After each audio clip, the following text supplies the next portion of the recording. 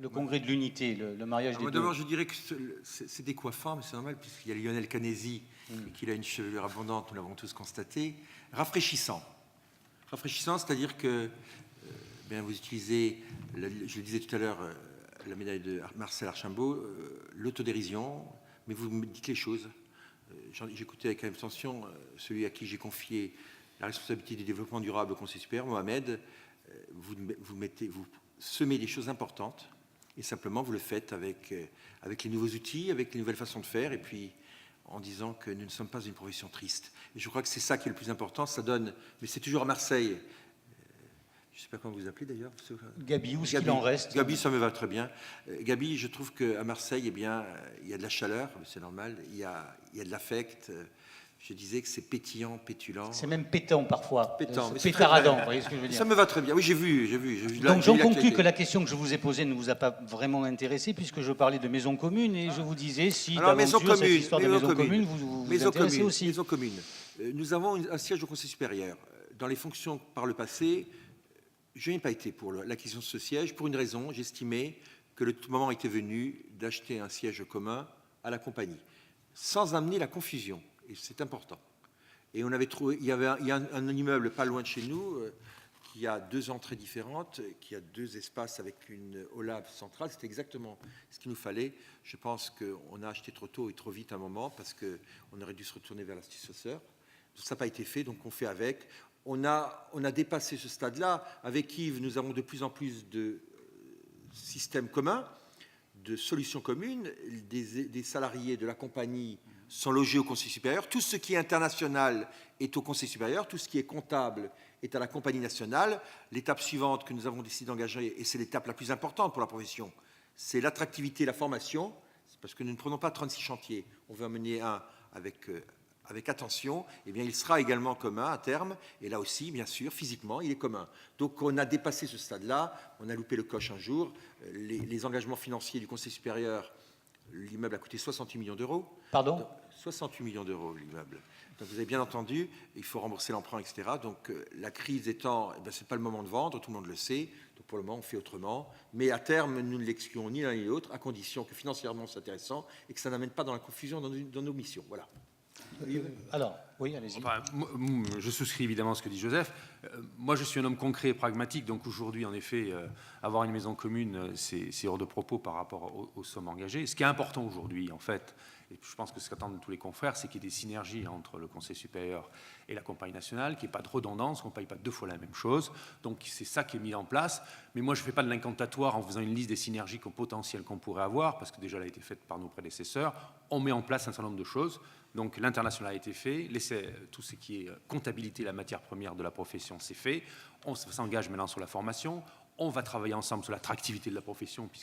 Donc il y a des chantiers qui s'ouvrent sur lesquels nous travaillons ensemble. Et lorsqu'il y a des ressources communes, évidemment, nous les mettons ensemble et nous les mettons soit à la compagnie, soit au Conseil supérieur. L'objectif. Attendez. On a bien compris qu'il y avait une volonté, qu'il y avait quand même des les chantiers deniers de la qui étaient profession en aussi, cours. d'économiser. 2 questions rapides pour après laisser la place à nos intervenants. On m'a demandé d'être un tout petit peu impertinent. Ça me vient naturellement, vous avez remarqué. Monsieur Nicolas, hier on a parlé de besoin de simplification pour les entreprises. C'était le leitmotiv. Et alors là, moi je ne comprends pas. Parce que quand le gouvernement veut simplifier pour les entreprises, en ne les obligeant plus à faire appel à un commissaire aux comptes en dessous d'un certain seuil, là vous dites, je lance une pétition sur Internet. Alors là, je ne comprends plus. Mais moi non plus, je ne comprends pas ce que veut faire le gouvernement, je vous rassure. Non, mais moi, c'était vous que je ne comprenais plus. Pas... Pourquoi parce que vous dites, on veut simplifier, et quand on simplifie, vous dites, non, je fais une pétition. Quid de cette si démarche? j'ai fait une pétition, c'est qu'il m'a semblé que c'était le seul moyen d'arrêter la disparition de commissariats aux comptes dans les petites entités. Ces petites entités, il faut regarder de quoi il s'agit. On parle de sociétés anonymes simplifiées. Si dans les sociétés anonymes simplifiées, le seuil est inférieur à celui des SARL, le législateur ne l'a pas fait pour nous faire plaisir, c'est qu'il y avait forcément une utilité. Quand vous êtes dans une société anonyme simplifiée, qui est bien sûr une société anonyme, ça veut dire qu'il y a donc beaucoup de simplification, trop de simplification. Accepter des simplifications, c'est aussi accepter que l'on contrôle ces simplifications. Parce que sinon, c'est l'ouverture à n'importe quoi, et donc à une assiette fiscale, non-respect des réglementations, ainsi de suite. On s'aperçoit que dans ces SAS, et c'est très clair, Il n'y a pas toujours des experts comptables, d'ailleurs. Dans un tiers, on a regardé les statistiques. Mais dans CSAS, il y a non seulement un meilleur respect, une meilleure confiance que donner aux chiffres de CSAS. D'ailleurs, je vous rappelle que ni la CGPME, ni le MEDEF n'ont demandé cette mesure et sont contre cette mesure parce qu'ils disent on nous enlève une confiance qui est donnée dans le compte du fait de la présence d'un commissaire aux comptes. Deuxième chose, il est clair que les statistiques montrent que dans ces sociétés anonymes simplifiées, lorsqu'il y a des difficultés, eh bien, il y a une réponse plus rapide qui est donnée par les investisseurs, par les actionnaires, une alerte plus en amont, et donc les sociétés se sauvent plus rapidement des difficultés. Donc l'utilité du commissariat aux comptes dans CSS est évidente. Et la démarche du gouvernement a été stupide, je l'ai dit, l'ai répété, et la garde des Sceaux, le 28 août, me l'a confirmé, qu'elle s'est excusée, excusez-moi du terme. Elle s'est excusée plusieurs fois, c'est pour ça. Plusieurs fois, mais elle s'est excusée vraiment ouvertement, elle m'a demandé de le dire, parce qu'elle pense que c'est des mauvaises démarches, et pour le moment, cette démarche est mise au placard, même s'il y a eu une annonce, et vous avez vu hier, dans les annonces du Premier ministre, il n'y avait pas cette mesure dans la loi. Bien, ça c'est dit, peut-être qu'on y reviendra. Oui, si vous voulez. Autre question, vous êtes bien assis, M. Zorniotti, mais celle-là, moi, je suis obligé de la poser.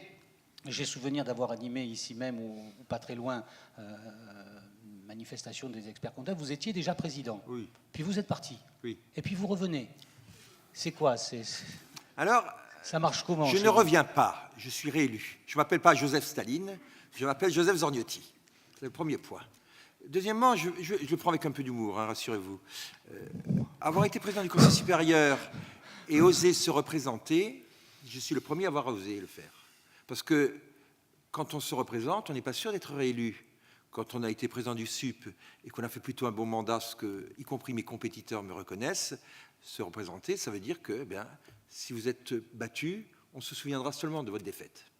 Mais mon syndicat, le syndicat auquel j'appartiens, a décidé, m'a demandé de mener la liste. Pas par ego, parce que, rassurez-vous, quand vous avez été président du Conseil supérieur, vous l'avez été, et donc parce que j'avais des choses à faire.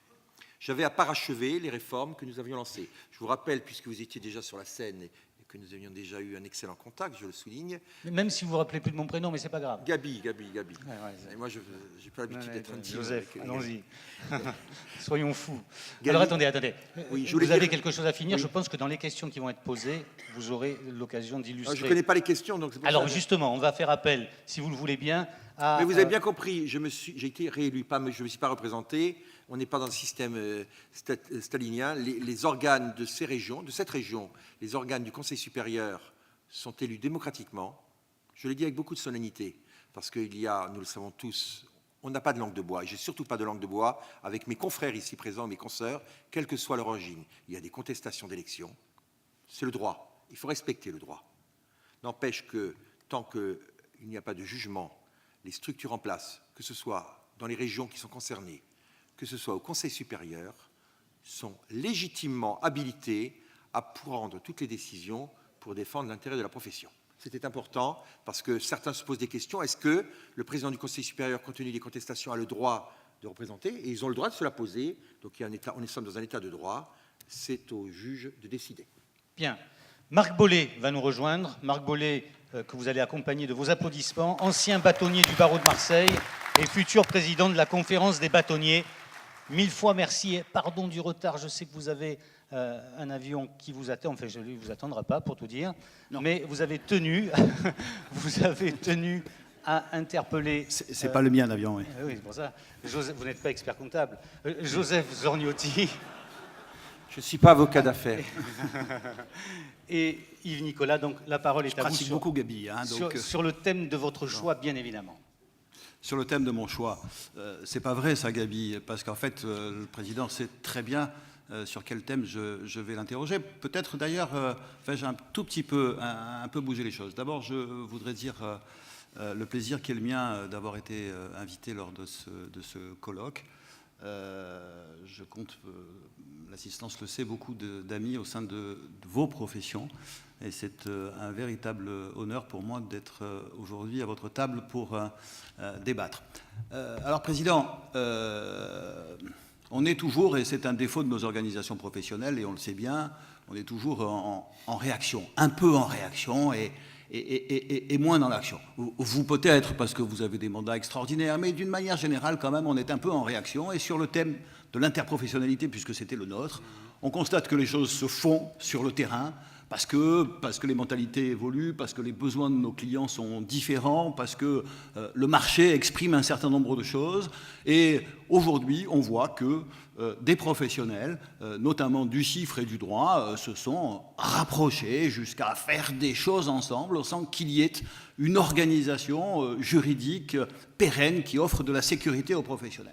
Alors même que nous savons les uns et les autres que même si nous nous ressemblons dans notre façon d'être, de nous comporter, même si nous avons ce conseil qui est notre dénominateur commun, nous voyons que nous avons une identité professionnelle, nous avons des règles professionnelles, nous avons des déontologies qui peuvent se rapprocher, vous le direz sans doute tout à l'heure, mais qui sur certains points sont quand même un petit peu distinctes. Alors la question que je veux poser, je crois qu'il faut effectivement qu'on trouve des solutions pour organiser notre interprofessionnalité. Je veux que vous répondiez à deux questions. D'abord, est-ce que vous pensez que le caractère réglementaire de notre profession est une chance, un outil, que ce soit au niveau interne ou au niveau communautaire, parce qu'on sait aussi qu'il n'y a pas que le Mistral, Monsieur le Président, qui souffle, il y a des vents du Nord aussi, qui amènent un certain nombre de choses, qui bouleversent des choses, qui libèrent des choses, qui déréglementent. Est-ce que c'est une chance? Bien, première question. Deuxième question, qu'est-ce qu'on fait au niveau de l'interprofessionnalité? Si on rentre dans le détail des opérations, pour le public, il y a deux interprofessionnalités possibles. Il y a la capitalistique et il y a l'interprofessionnalité d'exercice. La capitalistique, elle est bloquée. Nous avons des amis communs qui s'appellent essentiellement des notaires et qui bloquent l'interprofessionnalité capitalistique. Il faut savoir dire les choses directement. Nous avions effectivement une loi de mars 2002, si ma mémoire ne trahit pas, ou pas 2 mais 12. Nous sommes dans l'attente de décrets d'application.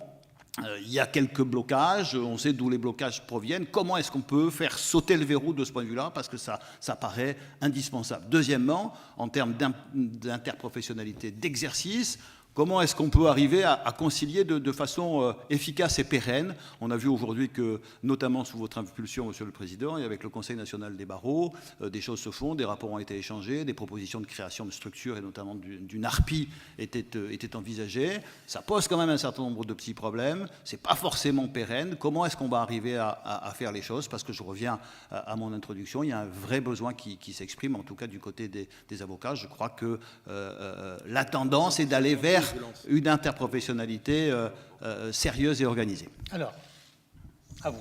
Lequel des deux commence? Je veux commencer puisque, tout d'abord, ce qui nous rend légitimes, c'est notre utilité.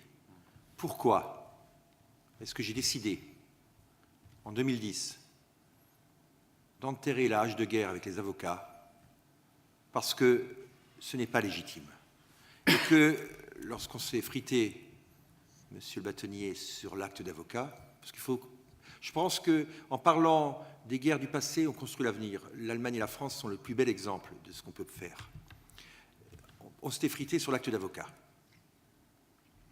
Et puis, les organismes patronaux nous ont soutenus dans ce combat en me disant quand même, Joseph, sur ce coup-là, on te soutient parce que les experts comptables et les patrons, en général, travaillent ensemble, etc. Ce sont nos clients. Mais...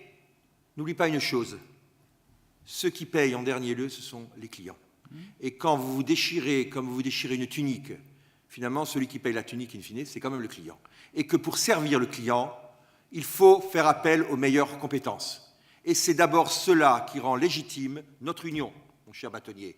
C'est parce qu'il faut allier les compétences, que les experts comptables, je le dis très officiellement sur cette tribune, ne savent pas tout faire, ne peuvent pas tout faire, tant mieux d'ailleurs. Et qu'il faut trouver le système le plus idoine pour que nous servions mieux nos clients ensemble. Alors, il y a des contacts, vous le savez, vous savez très bien que... Alors, avoir affaire aux avocats, c'est intéressant parce que quand vous négociez pour l'institution, ben, vous êtes le boss, entre guillemets, et sans ego. En face de nous, il y a une culture qui est différente. Je vous rappelle que le Conseil national des barreaux est de structure récente, alors que les barreaux, depuis très longtemps, eh bien, défendent leurs clients. Ils ont un rôle essentiel.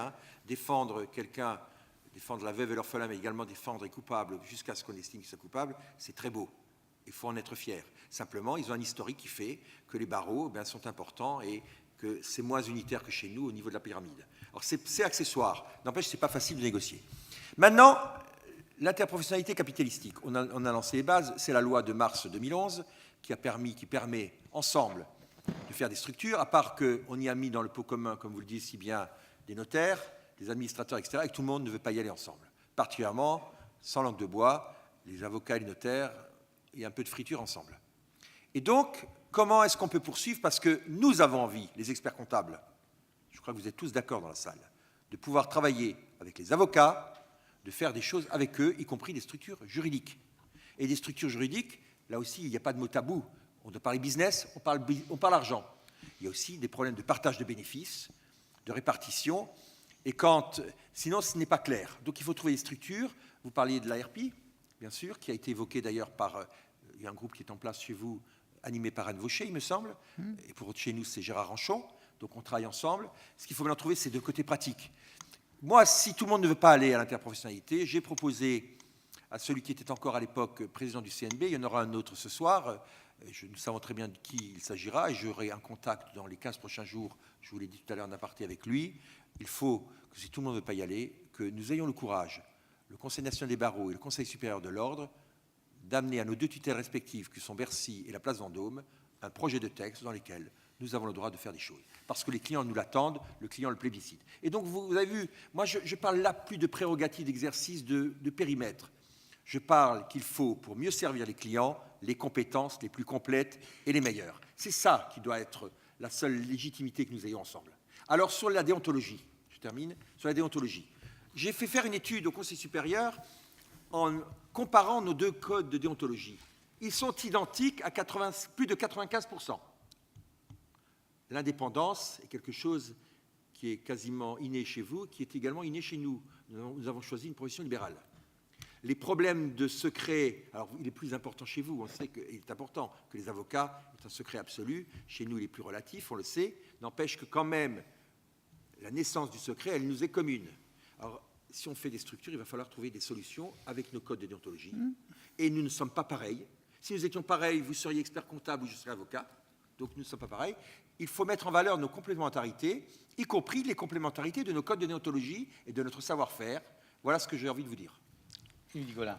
Moi, je rajouterai que deux petits points, parce que tu as dit beaucoup de choses, Joseph, évidemment, auxquelles je souscris. Le premier, en effet, il y a une demande très forte des entreprises pour avoir en face d'elles, face à un problème, une équipe, c'est-à-dire, certes, un interlocuteur et derrière une équipe expérimentée, d'experts, qui peut être en effet des avocats, des comptables et voire d'autres expertises.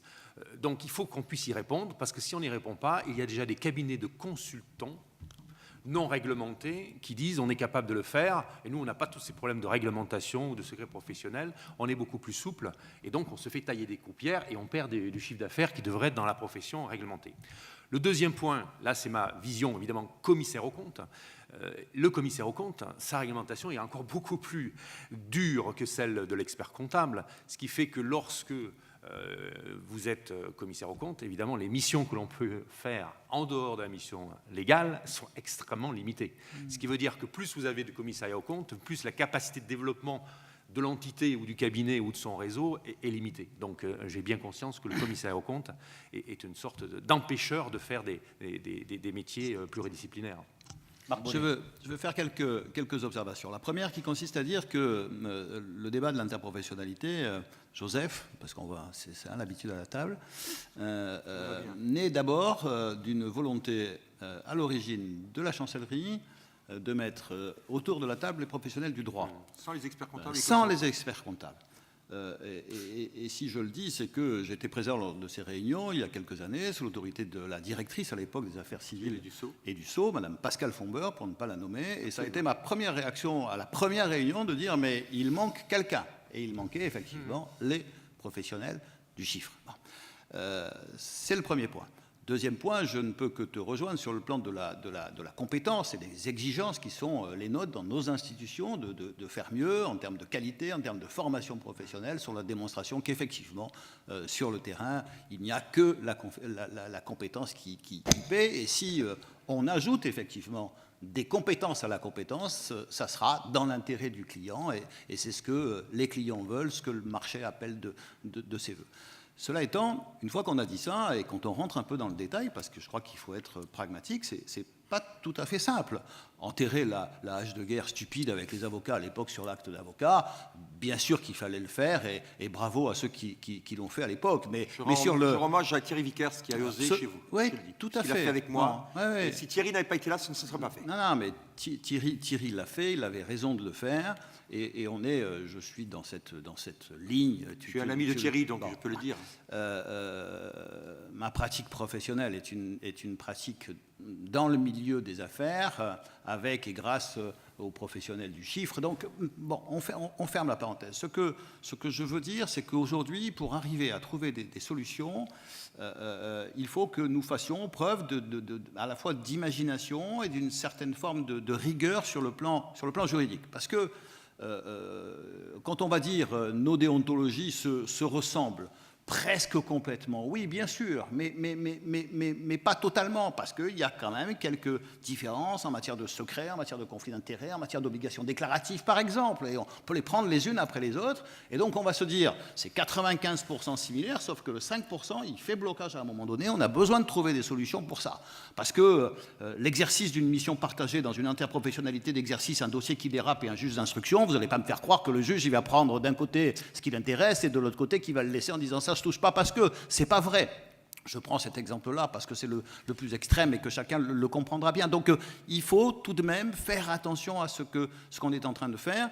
Cela étant, et je te rejoins de ce point de vue-là, c'est le dossier passionnant pour nous parce que, encore une fois, sur le terrain, les choses se passent comme ça, que nos clients appellent l'interprofessionnalité de leur vœu, parce que c'est ajouter des compétences et qu'il faut qu'on arrive à trouver des solutions. Et je me réjouis que dans quelques heures, un nouveau président du Conseil national, parce que chez nous, rien n'est jamais effectivement complètement simple dans cette profession qui compte aujourd'hui. Et j'aime à le dire aussi, il y a 50 000 avocats avec un spectre d'activité qui est extrêmement large et donc une représentation qui est à l'image d'une profession très nombreuse, très diversifiée. Donc il n'y a rien de simple, il y a un Conseil national, il y aura un président cet après-midi. Le débat sur l'interprofessionnalité va reprendre, il est à l'ordre du jour des assemblées prévisionnelles du Conseil national des barreaux.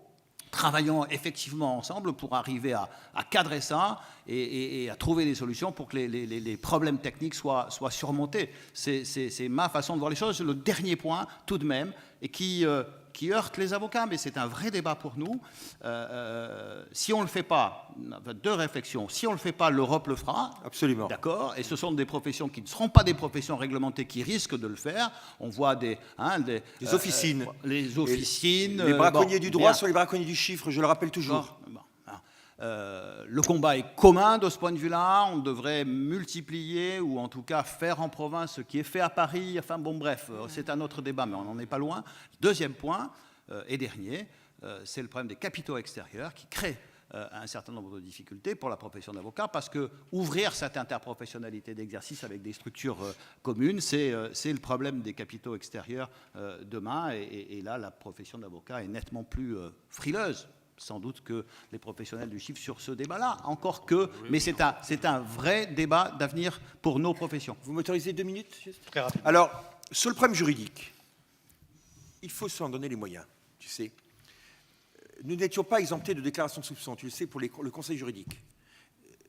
Quand je suis rentré en fonction en mars 2009, c'est la première chose que j'ai décidé, et donc nous avons été exemptés de déclaration de soupçon, parce que déjà on avait ces différences-là. Quand vous receviez un client, eh bien, vous étiez exempté de déclaration de soupçon dans le conseil juridique en amont, nous n'en étions pas. Donc déjà un problème, si on veut faire ensemble, si quelqu'un vient nous voir ensemble et que nous on l'entend et qu'on doit déclarer, ça pose un problème. Je pense qu'on a les moyens juridiques de faire évoluer les choses et de les faire ensemble. On l'a vu là. Il faut le vouloir d'abord. Je suis sûr que nos tutelles l'accepteront parce que de toute façon, on aura le soutien des entreprises pour le faire. Et je crois que c'est ça qu'il faut rappeler. Sur le problème de l'Europe, les avocats sont réglementés sur toute l'Europe. Les commissaires aux comptes sont réglementés sur toute l'Europe. Yves va certainement, on va lui poser des questions tout à l'heure, je pense. Les experts comptables ne sont pas réglementés sur toute l'Europe. La profession de tenir des comptes, la France est quasiment le seul pays en Europe qui est réglementé. Alors c'est là aussi dont il faut tenir compte. Sur le problème du capital, je vais vous annoncer également un certain nombre de choses sur le capital tout à l'heure, si on me pose la question. J'ai comme dans l'idée qu'elle sera posée. J'en sais rien. On va parce que savoir pourquoi. Moi, je ne sais pas, puisque vous venez de me dire qu'on posera la question. On n'a pas eu le droit. Ça dépend de l'heure, Mais on parce n'a que pas si peur. on continue, je pense que... Mais j'ai envie de vous on la dire, même posera pas ce peur. soir. Il y aura pas- Ce que je veux juste vous dire sur le capital, si les conditions de capital, les avocats veulent avoir affaire qu'à des experts comptables en face, ce qui est légitime, qui est leur droit, eh bien, il faudra que les experts comptables acceptent que dans les structures qu'ils font avec des avocats, il n'y ait pas de capitaux extérieurs. Ça aussi, ça va être l'arbitrage qu'on va rendre ensemble, mais c'est un problème de stratégie de cabinet. Si vous associez avec la très noble entreprise dont est issu mon voisin, c'est un bon exemple, je vais vous expliquer. Ce sont parmi les premiers commissaires aux comptes de France. Eh bien, s'ils ont des gros dossiers et qu'ils s'associent et que vous avez des dossiers communs, là aussi, on sait le faire, on fait des arbitrages et on regarde souvent quel est le chiffre d'affaires quand même, un tout petit peu, parce qu'on est des chefs d'entreprise, vous en doutez, on sait les faire. Quand ils absorbent ou quand ils s'allient avec une entreprise qui tenait une comptabilité dans laquelle ils étaient commissaires aux comptes. Sauf si on est commissaire aux comptes. Oui, mais si tu es commissaire aux comptes et que vous intégrez une structure dans laquelle il était expert comptable et d'une de vos sociétés où vous êtes commissaire aux comptes, vous faites des arbitrages et vous choisissez entre les deux. Et bien évidemment, On n'a pas le droit de démissionner Voilà. en tant que commissaire aux comptes. Donc c'est l'expert comptable qui se... C'est qu'à voilà. la fin du mandat. Donc on sait faire des arbitrages. Moi, je suis sûr que c'est possible. Simplement, j'espère que... Mais je suis sûr, si le président pressenti est celui que nous pensons tous les deux, il a la vraie volonté de faire avancer la profession. Je le sais. Bien, j'y vais. Merci beaucoup, Marc Allez-y, Paulet. bonne Merci chance. d'avoir consacré. Et bonne Merci, chance Marc. Bon courage pour l'avion. Marc Frossard va nous rejoindre, expert comptable à hier et membre du conseil régional de l'Ordre des experts comptables. Marc Frossard. Gabi, est-ce qu'on peut avoir des petites bouteilles d'eau, s'il vous plaît ? Merci.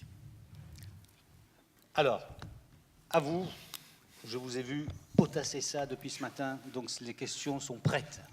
Oui, elles sont On prêtes, vous mais bonjour messieurs les présidents. Ils sont tellement intarissables que je me demande si je vais pouvoir avoir le temps de poser mes questions. Vous leur dites, je vais poser une question rapide et vous vous engagez, faites-le là, répondre rapidement. Voilà, ils s'engagent. Je vais commencer par des questions vraiment de terrain et des questions d'actualité. Alors, le démarchage, on en est où, Monsieur le Président ? Démarchage. Je vous rappelle l'origine. Un cabinet puissant français, qui a d'ailleurs fait d'autres recours, vous verrez, si vous me posez d'autres questions, on aura toujours le même d'ailleurs. Un cabinet puissant a contesté, on en a parlé hier, donc je ne vais pas refaire ce qui s'est dit hier, parce qu'ils l'ont d'ailleurs très bien exprimé. On a préparé tout de suite un texte. Avec un problème, c'est que Bruxelles a informé le gouvernement français que les problématiques de démarchage concernaient ensuite toutes les professions réglementées. Et que par principe de porosité, eh bien, la condamnation de la profession comptable française influait sur les avocats qui sont en train de modifier leur texte et toutes les autres professions. Donc notre texte est prêt depuis 30 mois. Il faut que vous le sachiez, depuis 30 mois. Il arrête, le démarchage sera interdit de nouveau dans un certain nombre de conditions pour protéger les tiers et l'information des tiers, mais également tout ce qui est contraire au code de déontologie de la profession sera prohibé. Parfait. Il n'est pas question que nous acceptions, que j'accepte, que la profession devienne une jungle. On a accepté ensemble de prêter serment. On a accepté ensemble de rentrer dans une profession qu'on savait réglementer. Tu es bien d'accord, Marc ? Tout à fait. On connaît les règles du jeu au départ. Il ne faut pas essayer de profiter de l'aura de la profession pour faire du business et en même temps de supprimer toutes les règles qui font sa noblesse et ses fondamentaux. Voilà. Est-ce que je suis clair ? C'est parfait, je vous remercie, Monsieur le Président. Dans le même ordre d'idée, j'ai entendu parler de publicité comparative. Ça fait froid dans le dos. Est-ce qu'on peut déjà le bloquer par le code de déontologie Oui, on peut. Je vous rappelle que même s'il y a un vide juridique, entre les confrères, même s'il y a un vide sur le démarchage, aujourd'hui, les règles le code de déontologie restent complètement avec toute sa force. Absolument. Je vous rappelle quand même que les règles de confraternité, c'est les premières règles qui nous animent. Et une publicité comparative, quand elle est comparative, elle est toujours aux dépens de quelqu'un. Bien sûr. Et aux dépens d'un confrère, eh bien, nous sommes extrêmement vigilants là-dessus. Vous avez des papiers qui circulent actuellement, et nous savons tous d'où ils viennent, toujours des mêmes. Eh bien, je peux vous dire que le Conseil supérieur est saisi du problème et que, eh bien, les services juridiques s'en occupent. Nous ne le laisserons pas faire. Merci, Monsieur le Peut-être que Président. mon collègue sur le- Une question pour vous, Monsieur. Oui, j'en ai une. Les confrères qui ont pas beaucoup de mandats s'inquiètent beaucoup de leur avenir. On a vraiment l'impression que l'effectif de la profession va se rétrécir considérablement au profit des grandes structures. Bon, alors les grandes structures, on sait d'où on vient les uns et les autres. Ça nous inquiète beaucoup. C'est vrai que ça devient très très compliqué, la formation, le référentiel de contrôle. Comment vous voyez l'avenir? Qu'est-ce que vous comptez faire pour défendre un peu les petites structures? D'abord, est-ce que vous le souhaitez ou est-ce que vous souhaitez le rétrécissement de la profession? Est-ce que vous voilà. souhaitez défendre les petits, monsieur Voilà. Je suis Franchement. franchement étonné de la question. Parce que c'est peut-être parce que, comme l'a dit Joseph, je viens d'une grande structure. Mais franchement, et on l'a vu dans ces histoires de SAS, c'est quand la profession est unie, quand elle est forte, et on le voit aussi au niveau de la réforme européenne, qu'elle avance. Donc penser que la profession, on voudrait la voir se restreindre, est une stupidité absolue, puisque ceux qui resteront seront dans les mains des régulateurs. Je ne sais plus s'il y aura une compagnie nationale, mais ils seront aux ordres des régulateurs, et ce sera une toute autre profession. Et je pense d'ailleurs que ça fera fuir ces grandes structures, qui feront d'ailleurs, dans ce cas-là, de l'audit contractuel, alors peut-être qu'ils seront à l'ordre, ou des missions de consultants, et pas du tout d'audit légal. Donc, ne pas être dans l'unité, ne pas défendre les petits cabinets, c'est suicidaire aussi pour les grandes structures. Donc je le dis fort. Alors après, je comprends qu'ils soient inquiets. Je comprends qu'ils soient inquiets parce que d'abord, il y a des pressions européennes, peut-être je en parlerai après, ou alors ça va être long, pour que justement les seuils remontent, puisque les seuils, à partir du moment où l'audit légal devient obligatoire, est beaucoup plus haut en Europe qu'en France. C'est pour ça que nous avons beaucoup lutté, que nous avons obtenu que dans les textes européens actuels, on met en exergue la possibilité d'avoir l'audit légal sur des petites entités, en mettant en exergue l'expérience française qui vient du danger LME, on s'en rappelle il y a 4 ou 5 ans où nous avons défilé dans les rues à Paris pour le défendre, de l'audit proportionné. Et c'est pour ça qu'on a une norme PE, donc je pense qu'elle était d'ailleurs, elle est dans le programme aujourd'hui technique, qui est extrêmement importante, et c'est un exemple qui est repris au niveau européen. Donc nous sommes capables de faire un audit de petites entités proportionnel, tout à fait adapté au contexte des petites entités. Mais il ne suffit pas de faire cela pour défendre les petites entités, il faut aussi défendre donc ces seuils, c'est ce que j'ai discuté tout à l'heure, il faut aussi donner des outils, aider les plus petits, parce qu'évidemment j'ai bien conscience que les plus petits n'ont pas les mêmes moyens que les plus gros. Donc la compagnie nationale passe vraiment beaucoup de temps et beaucoup de moyens pour aider les petits cabinets. Qu'est-ce qu'elle fait? Des outils. Vous savez bien qu'à la compagnie nationale, il y a un certain nombre d'outils qui sont disponibles, et je ne parle pas que de la norme PE, pour aider les petits cabinets à avoir ces outils que les grands ont par ailleurs ou ont fabriqués eux-mêmes en interne. Deuxième chose, je ne veux pas vous rappeler toute la documentation qui est mise à votre disposition par la compagnie nationale, qui est sur le portail ou qui se traduit par des petits grilles des formations, qui est de plus en plus large. Comme la documentation, les outils généraux sont devenus répondent à toutes les normes que nous avons, nous attaquons maintenant de plus en plus une formation et des outils sectoriels. Parce qu'un petit cabinet qui veut attaquer un secteur qu'il connaît mal, c'est pour lui un énorme investissement dont il n'a pas forcément les moyens.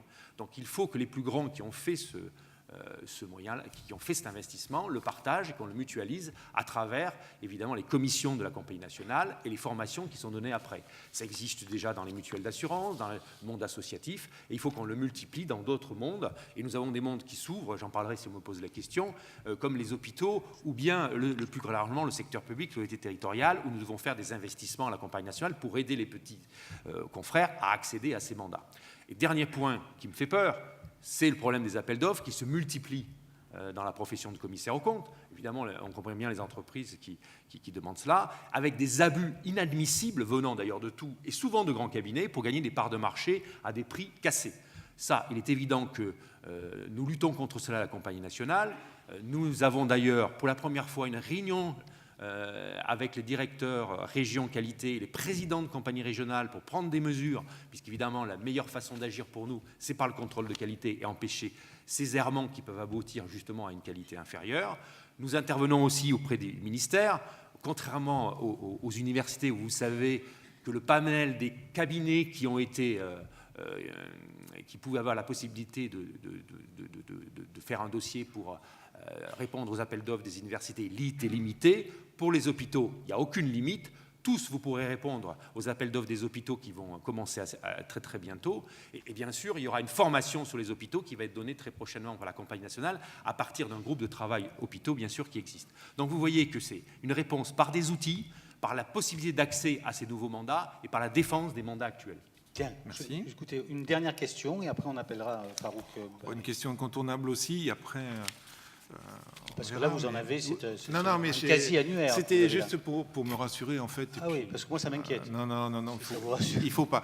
Non, j'avais une question concernant l'exercice illégal, notamment les auto-entrepreneurs. Et on assiste on voit des collaborateurs de cabinet qui quittent les cabinets, qui se montent auto-entrepreneurs et qui proposent leurs services aux entreprises.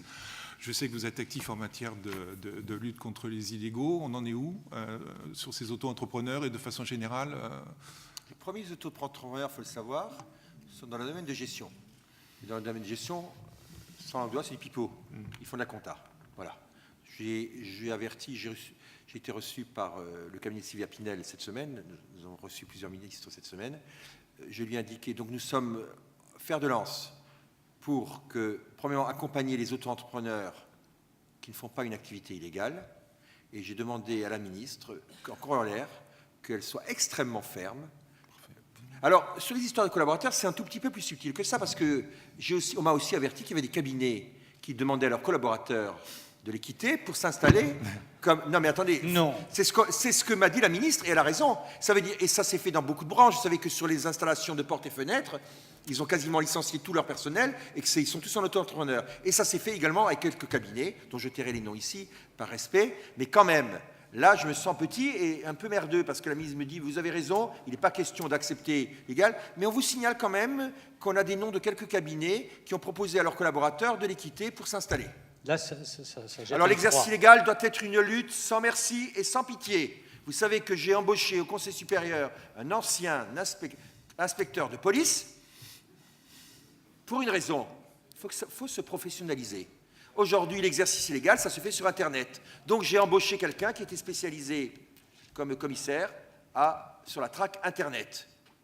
Il y a eu l'année dernière quand même, tu le sais puisque tu es parisien, plus de 1000 condamnations sur Paris.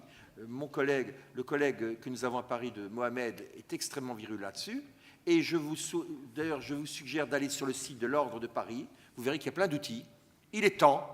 Nous ne pouvons pas demander aux jeunes de faire des efforts pour réussir leurs examens et accepter que n'importe qui s'installe. Et là aussi, mon cher Marc, si on le dit comme ça, on se dit, il va me dire d'ailleurs, Gabi, parce qu'il n'a pas la langue dans la poche, il va me dire, ben, c'est du corporatisme. Non, Gabi, c'est de la sécurité. Quelqu'un qui n'est pas illégal, qui est illégal, pardon, n'a pas la formation, et que même quand il a la formation, il n'est pas assuré, et il est dangereux pour les entreprises. La prérogative d'exercice, ce n'est pas pour nous faire plaisir. Monsieur le commissaire du gouvernement est là. Bon. Nous ne sommes protégés que parce que nous sommes utiles aux entreprises. Bien, c'est dit. Merci beaucoup d'être venu jusqu'à nous. Marc Prossard, Farouk Boulbari. Alors, vous représentez la compagnie régionale des commissaires aux comptes. Voilà, il y a des questions pour toi, là. Je vais m'éloigner. On va essayer d'être plus orienté compagnie. Alors, c'est parti.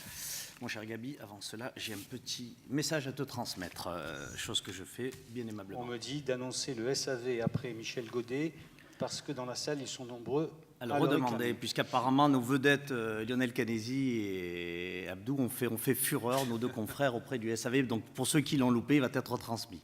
Alors, Président, avant toute chose, merci d'être là, à Joseph et Yves, Nicolas.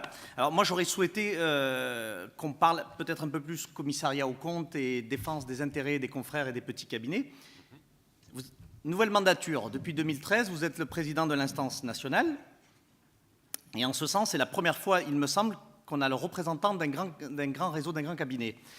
En ce sens, est-ce que vous vous trouvez légitime ou est-ce que vous pensez que vous pouvez défendre les intérêts des petits confrères que nous sommes, qui représentent un grand nombre de... Donc sur la légitimité, alors. Est-ce que quand la on est légitimité, grand, on peut là, défendre puisqu'il les a été petits élu. c'est ça.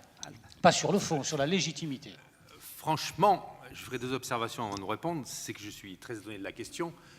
Comment on peut me demander si je suis légitime alors que j'étais élu par le Conseil national? La démocratie. Je viens de changer le mot président, puisque j'ai dit pas la légitimité, D'accord, ok. puisque vous l'avez eu par l'élection. Bien sûr. Mais en tant que représentant d'un grand réseau, est-ce que vous vous sentez de défendre quels sont, je dirais, les axes concrets de défense des petits cabinets que nous sommes? Est-ce qu'on a posé la question au président avant moi, qui venait de petits cabinets, s'ils étaient capables de défendre les grands? Je ne crois pas. Donc c'est assez bizarre la question qu'on me pose. Mais je vais vous répondre, parce que, évidemment, que je me sens très très à l'aise. D'ailleurs, j'ai été président de la Compagnie régionale de Versailles pendant 4 ans, et il ne faut pas oublier qu'à Versailles, même s'il y a un certain nombre de grands cabinets, il y a 1000 confrères qui sont des petits cabinets, et je peux vous dire, il suffit de leur demander d'ailleurs, que j'ai passé mon temps à les défendre eux, plus que les grands qui savent souvent se défendre eux-mêmes. Donc il n'y a pas de sujet sur la question, et je me sens très à l'aise pour défendre les petits, parce que, comme je l'ai dit déjà dans une question précédente, l'unité de la profession est essentielle à la fois pour les petits et les grands. Les grands, sans les petits, ils n'auraient pas le nombre, et ils seraient donc sous les ordres du gouvernement, des pouvoirs publics, et on a vu ce qu'ils ont été capables de faire avec les SAS. Si sur les SAS, on arrive à remonter la pente, c'est parce qu'il y a eu 8400 signatures. Et les 8400 signatures, certes, il y a des signatures de grands, mais la plupart, c'est des signatures de petits. Donc l'unité, c'est la force de la profession, il ne faut pas l'oublier, il faut être nombreux pour être entendus. Donc les grands ont bien conscience de ça. Les petits, ils ont besoin des grands, parce que, évidemment, les grands ont des capacités techniques, j'en ai parlé tout à l'heure, ont une vision sur l'international, donc peuvent apporter un savoir-faire à la compagnie nationale, et par le biais de la compagnie nationale et puis des compagnies régionales, apporter ce savoir-faire aux petits pour progresser en termes de qualité et en termes de réponse aux besoins des entreprises. Donc c'est gagnant-gagnant. Ça c'est dit. En plus, vous cotisez plus, non? Bien évidemment, mais je vais vous la faire à Bien sûr, l'inverse mais c'est aussi, pour- Président. Mais, C'est logique. Alors, les grands d'autres- face aux d'autres petits, questions. est-ce que les grands ont vraiment besoin d'être défendus par rapport à un petit cabinet? Je crois que les enjeux et les moyens ne sont pas les mêmes. C'était pour répondre à votre réflexion de tout à l'heure. Peut-être les enjeux ne sont pas les mêmes, mais vis-à-vis des pouvoirs publics, je peux vous dire qu'ils ont besoin d'être défendus. Et quand un grand, puisque ça m'est arrivé lorsque je n'étais pas élu, va voir un ministre ou, je ne sais pas, un parlementaire, il est vu comme défendant des mesures catégorielles, personnelles, et donc il est très peu écouté. Quand on représente toute la profession, je peux vous dire qu'on est écouté. Concernant, j'aurais souhaité qu'on parle de la directive audit, justement. Concernant la directive audit, j'ai l'impression que nous n'avons pas défendu les intérêts, j'en reviens, des petits cabinets là-dessus. J'aurais souhaité avoir votre position et la position de la compagnie. Alors, je ne suis pas d'accord encore avec ce point-là. Je m'en doutais. La compagnie nationale a passé son temps justement à défendre les spécificités françaises et les petits cabinets. Alors, à côté de ça, il y a eu le lobbying des grands réseaux internationaux extrêmement fort et contre-productif, à mon avis, mais ça, c'est une autre histoire. Aujourd'hui, la compagnie nationale, qu'est-ce qu'elle a fait? Vous voyez bien qu'elle a beaucoup passé de temps à Bruxelles. Elle a découvert le monde bruxellois depuis 4 ans avec des lobbyistes, et souvent en synergie avec et sûrement pas assez, mais on pourra en parler si y a la question, avec le Conseil supérieur. Absolument. Donc je pense que ça, c'est un point extrêmement important. Qu'est-ce que nous avons obtenu aujourd'hui? Nous avons obtenu que les 2 premiers textes qui sont officiels, c'était le texte de la Commission et le texte du Parlement, on mette bien en exergue le fait que l'audit légal, c'est ce que je disais tout à l'heure, puisse être autorisé dans la directive, peut être encouragé même, et possible, à partir du moment où c'est un audit proportionné, ce qui met en exergue l'expérience française. Deuxième point, la compagnie s'est beaucoup battue pour défendre le co-commissariat, joint audit si on parle en anglais à Bruxelles, pour qu'il soit retenu, encouragé et primé. Donc aujourd'hui, dans les 2 textes que nous avons, c'est le cas. Et vous savez que dans les 2 cas, c'est quand même un encouragement aux petits cabinets, puisque si on a des petits mandats, ça permet aux petits cabinets de les garder et de prospérer vers les plus grands. Et pour ce qui est du co-commissariat, pour ceux qui veulent avoir accès aux entités d'intérêt public, c'est très important d'avoir un co-commissariat, souvent avec un grand cabinet. C'est la première étape avant pour progresser. Donc sur des sujets, on s'est beaucoup battu. Mais on a continué à se battre aussi contre la rotation. Puisque la rotation, si on est contre la rotation, c'est parce que l'effet premier de la rotation, c'est la concentration du marché. Donc la disparition des capitaux petits et moyens qui ont des mandats EIP. Et ça, c'est une chose sur laquelle on se bat et on continue à se battre, même si, il faut bien reconnaître, si j'ai une question sur l'Europe, montrera que malheureusement, aujourd'hui, la rotation est ancrée dans les esprits. Autre point aussi de défense. Sur l'Europe, attendez, sur l'Europe. Justement, je vais y venir à l'Europe, puisque vous en discutiez tout à l'heure. Vous parlez d'unification, peut-être de mutualisation des moyens. Moi, j'ai l'impression, et c'est le sentiment un peu de la plupart des consoeurs et des confrères, qu'on subit l'Europe. On est plus dans quelque chose de très technocratique, très administratif. Et je sais de quoi je parle, puisque j'ai la chance ou l'inconvénient d'avoir dans ma clientèle un client député européen. Je peux vous garantir que ce n'est pas facile tous les jours pour essayer d'avoir les services bruxellois. Alors, je m'inquiète fortement. Je vois des moyens qui sont dépensés par les 2 instances. Est-ce que là, il n'y a pas un peu de bon sens en termes d'unification pour essayer d'avoir des lobbyistes communs pour faire pression auprès des autorités européennes, si tant est soit-il, président Zoriotti ou président Nicolas, qu'on puisse faire pression? enfin, je suis d'accord avec ce commentaire. L'Europe est très compliquée. La France n'est qu'un pays parmi les autres, il faut bien l'avouer. Nos idées, il faut les faire prospérer, il faut les défendre. Et beaucoup de choses qui auraient peut-être eu... Alors, je ne veux pas critiquer mes prédécesseurs. En plus, j'ai été vice-président longtemps de la Compagnie nationale, donc je suis aussi coupable. Nous n'avons pas assez investi sur l'Europe par le passé. Et donc, nous y étions beaucoup moins présents qu'on l'aurait dû faire. On a fait beaucoup confiance à la FEU, la Fédération des experts européens, d'experts comptables européens. Mais nous avions très peu de contacts, par exemple, avec les instituts autres étrangers, à part l'Institut de réviseurs belge. Ce qui fait donc que nous n'avons pas été la capacité, forcément, toujours de se présenter non seulement français sur certaines idées, mais avec d'autres instituts étrangers sur les mêmes problématiques. Donc il y a un investissement extrêmement lourd. Est-ce qu'il faut le faire tous les deux ensemble ou pas? Tous les ça, deux, la question. mais aussi, je dirais, avec tous les les deux, instituts justement. étrangers, pas seulement nous, Français tout seuls. Président Zornotti. Alors, Farouk, je ne suis pas d'accord avec toi, là, pour une fois. Oui, l'Europe est puissante, c'est l'Europe qui nous commande. Ça, c'est une réalité. Les lois concernant les deux professions se passent à Bruxelles et plus à Paris. Après, tu nous as dit que vous avez subi. C'est là que je ne suis pas d'accord avec toi. Nous devions introduire dans le droit français la directive service, tu le sais. Nous avons profité de cette aubaine, ou de quelque chose qui pouvait être quelque chose de difficile pour la profession, pour essayer d'en faire une aubaine. Il était très difficile de modifier l'ordonnance de 45, depuis toujours. Je rappelle pour l'histoire que la première fois que l'ordonnance de 45 a été modifiée sur notre périmètre d'intervention, c'est William qui l'a fait en 2004, concernant l'accompagnement de la création d'entreprise. Et encore, je vous rappelle la petite histoire, Jean-Pierre Raffarin, sur la tribune du Congrès, annonçait l'assistance complète, y compris juridique. Il y a eu une levée de bouclier des avocats, après, ça avait été complètement réduit. Donc, on voit bien que quand ça vient du droit national, il est très difficile de faire bouger l'ordonnance de 45. Nous avons, je pense que je pourrais l'annoncer tout à l'heure, je ne sais pas si on posera la question, nous avons profité donc de toutes les réformes, de l'introduction de la directive Seris pour faire avancer la profession. Là, de nouveau, l'Europe nous a attaqués. De nouveau, le même cabinet, dont je tairai le nom, a été à Bruxelles en disant il faut qu'il y ait des prises de participation complètes, possibles, dans les cabinets d'expertise comptable. Nous avons fait la une du Conseil des ministres d'avant-hier. Pourquoi? Parce que dans la discussion que nous avons eue avec notre tutelle, avec la DGFiP, elle nous a défendu, nous avons sauvé l'essentiel. Je vous annonce donc que dans le texte, il y a certes une ouverture complète du capital, mais il y a un blocage des droits de vote. On est au même système que les commissaires aux comptes, ouverture du capital, fermeture du droit de vote, la présence des professionnels de l'expertise comptable obligatoire dans le capital des experts comptables protégés. Est-ce qu'on va en parler tout à l'heure ou pas? J'en sais rien. Alors, je vais vous expliquer le malaise qui est le mien. C'est que normalement, on aurait dû rendre l'antenne il y a pas mal de temps déjà. Donc, je vais déjà remercier Farouk. On allait en parler, mais je Et ne le- peux pas et aller le jusqu'au privé. bout, Mais je suis cher obligé de Joseph. faire l'annonce du Conseil des ministres. Par quand même. contre, bien évidemment, par contre, ce que je vous demanderai, c'est un exercice périlleux. Merci Farouk, ce sera votre dernier... Non, c'est votre dernier mot. Non. Il a de la C'est chance comme que je n'ai ça. pas un micro portable. Et par contre, je vous demande cet exercice périlleux de nous offrir une conclusion, mais par pitié, de le faire en 1 minute 30 chacun, parce que M. Godet nous attend et lui aussi, il a des obligations et des impératifs. Je lui lance. Alors, bonne nouvelle. Oui, la profession est dans un texte de loi qui a été examiné avant-hier au Conseil des ministres, qui sera fait par voie d'ordonnance, donc il n'y aura plus de discussion. Et les deux très très bonnes nouvelles que je vous annonce, c'est que dans la loi, il y a la possibilité pour les experts comptables de faire des honoraires de succès, ce qui était totalement prohibé avant. C'est une demande que nous avions, tu le sais, depuis 20 ans. Nous l'avons gagnée ensemble. Et le deuxième point que nous avons également gagné, c'est qu'enfin, nous sommes consacrés comme l'assistance complète des entreprises, ce que j'appelle depuis toujours le full service.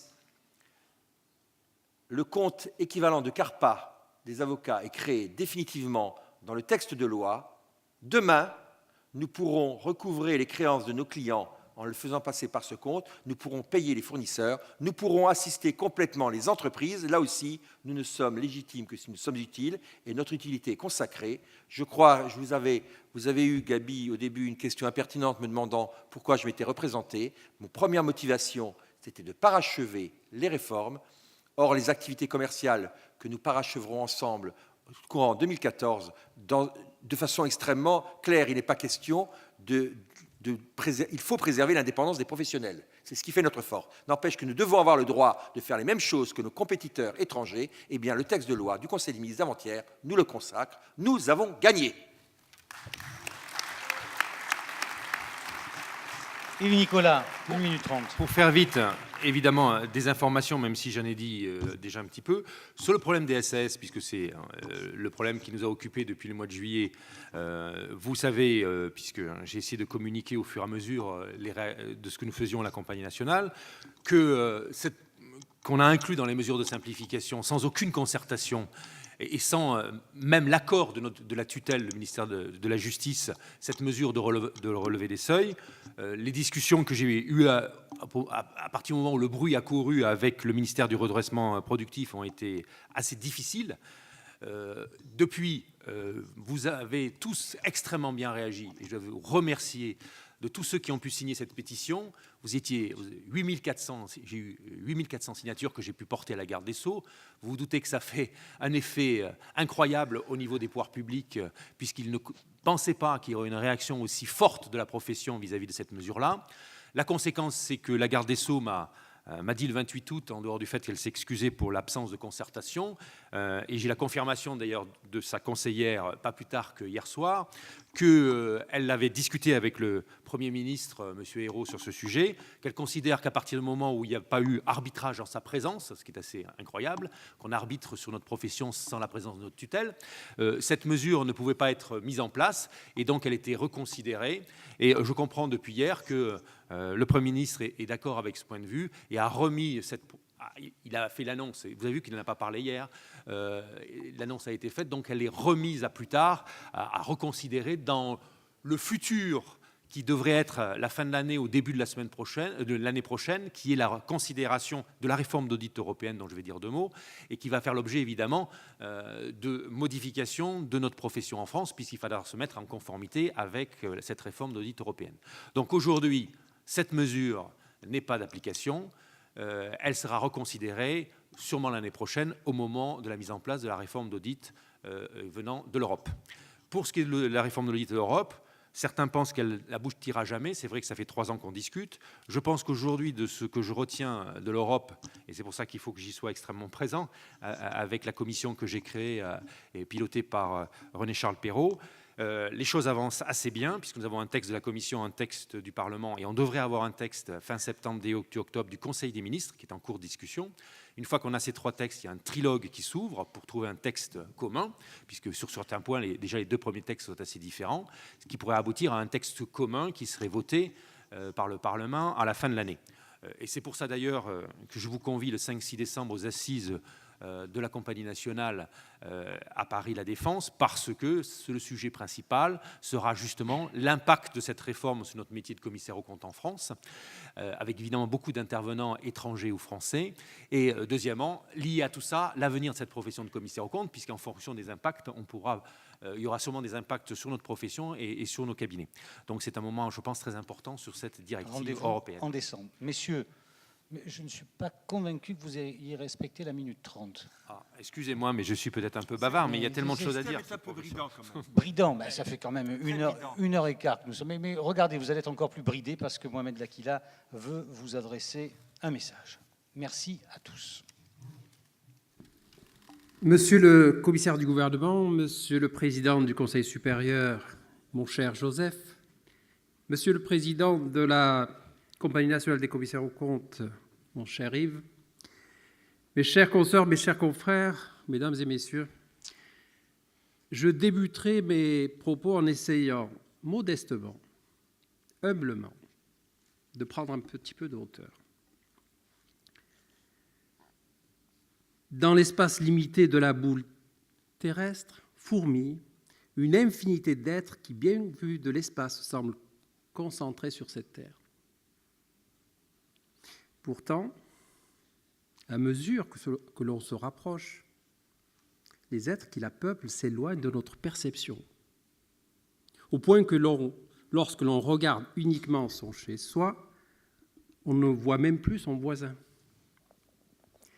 La mesure de l'espace, mes chers présidents, est liée à l'altitude du champ de vision de l'esprit. Et je sais que vous avez cette hauteur et cette altitude qui a souvent fait défaut dans notre profession. Les êtres qui vivent en même temps que nous ne sont visibles pour la plupart des autres humains que s'ils servent notre intérêt. Et pourtant, ils vivent sur cette terre. Et pourtant, la terre tourne. Et si je me tournais vers les autres, ceux qui sont dispersés sur cette terre, mais à quoi bon? À quoi bon rassembler ceux qui ne me ressemblent pas? Mais à quoi bon rassembler ceux qui me ressemblent? Faut-il réunir uniquement ceux qui me servent en ignorant les autres, en refusant de les voir? Faut-il dépasser son intérêt limité à son ego et accepter que d'autres existent en dehors de notre égoïsme rassembleur? Faut-il uniquement rassembler qu'en vue de son projet égoïste et ignorer ce qui est différent? N'y a-t-il rien qui sépare plus que de rassembler ce qui y est ensemble? Il y a autant de rassemblements que d'égoïsme, de projets personnels, de projets partageables, peut-être. Eh bien non. Eh bien non. À notre sens, rassembler, ce n'est pas rassembler dans son seul intérêt. Il faut avoir l'envie ou le désir de rassemblement sur un objectif de communion, quelle que soit sa nature d'ailleurs. En affirmant ces différences et en se ressourçant de celles des autres, on peut y arriver. Chacun doit vibrer de sa différence en s'affirmant, car le plus difficile, c'est de se réunir dans nos différences et non dans nos adhésions communes. Rassembler ce qui est diffus, c'est apprécier l'individualité de pensée de chacun, car il n'y a rien de plus différent que deux êtres apparemment semblables. Mais rassembler ce qui peut paraître éparpillé est un choix. Choix qui ignore ce qui ne sélectionne pas, trie en fonction d'un objectif qui compartimente et écarte. Stendhal a écrit ceci: « Les différences engendrent la haine. En rassemblant, on écarte. Concentrer ce qui est éparpillé pour ignorer ce qui reste différent. Chacun à son tour concentre l'éparpillé. Rassembler donc pour mieux s'opposer à l'autre groupe. Aiguiser notre identité commune pour revendiquer notre appartenance identitaire et marquer notre différence. Non, messieurs les présidents, non, mes chères consoeurs, mes chers confrères, ce n'est pas l'objectif. Notre objectif à tous, c'est de rassembler toute la profession, dans le respect de la différence de l'autre. Et c'est le sens de notre slogan « L'unité en marche ». Rassembler des professionnels complètement différents et pourtant semblables, dans le même respect de la différence. Il n'y a pas un cercle, mes chères consoeurs, mes chers confrères, mais des cercles. Il n'y a pas des cercles, mais des points de vue. Et pourtant, il n'y a pas de différence entre le cercle et le point, pour celui qui regarde de loin. Chacun d'entre nous doit participer à la construction d'une grande profession. Je ne sais plus qui a dit « le travail grandit l'homme par son œuvre accomplie ». Eh bien, notre objectif, c'est de rassembler autour d'un axe commun ce qui est éparpillé et qui sera demain notre œuvre accomplie.